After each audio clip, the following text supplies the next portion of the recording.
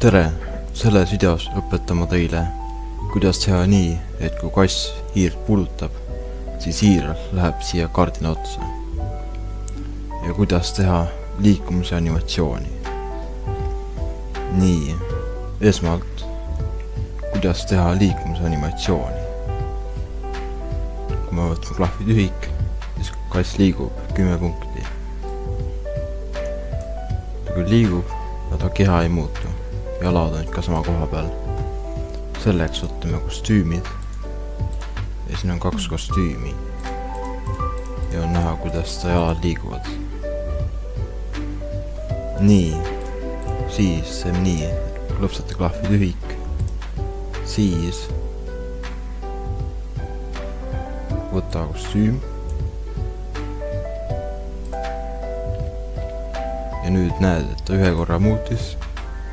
Aga enam ei muuda, sest see on niisugune ühekordne skript. Võtame järgmine kostüüm, siis toimub see paremini. Ja nüüd ta jookseb juba päris korralikult.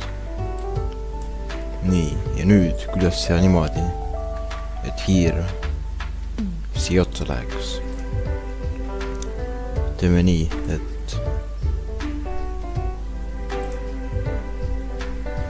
kui klõpsate lippu, siis oota kuni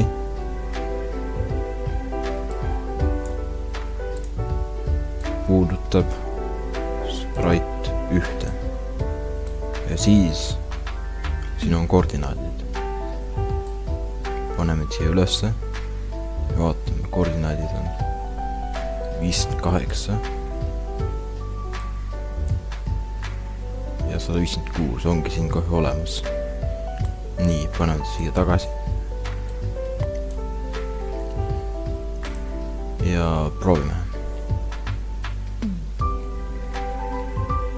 Nii. Siis üks asi. Kui klõpsate lippu. Praegu ma lippu ei vajutanud. Sellist asjad, siis on vaja vajutada.